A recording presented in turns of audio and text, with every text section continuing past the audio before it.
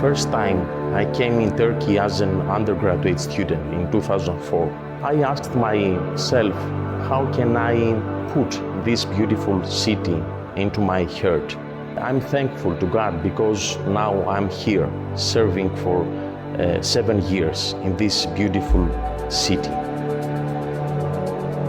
I feel really familiar with these historical place, familiar also with the people, although our religious diversity, religious dialogue, a practical dialogue in our daily life. Ben bir 20 yıl, 10 yıl öncesine kadar kesinlikle bir iyileştirme var. Hani bunu böyle yine aynı şekilde nostaljik ve ideal bir şekilde anlatmak istiyorum. Gidilecek inanılmaz yol var. Fakat evet, daha çok insanlar tanınıyor mu? Galiba daha çok tanınıyor. Genel olarak bütün azınlıklar kendini daha rahat ifade ediyor. Son 10-15 yılda da vakıf malları iade edildi. En büyüğü de biliyorsunuz Büyükada Yetimhanesi Patrikhane'ye iade edildi. Ve bizzat Sayın Erdoğan geldi, buluştular, ben de oradaydım tesadüf. Buyurun dedi, hayırlı olsun dedi, nasıl isterseniz kullanın, bu sizindir. Tabii çok büyük bir olay.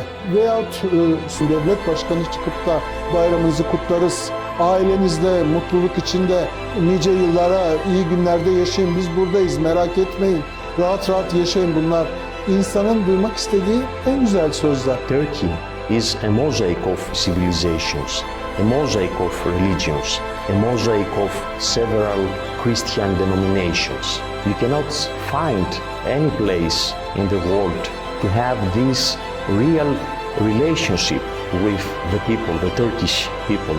They trust me and I trust them.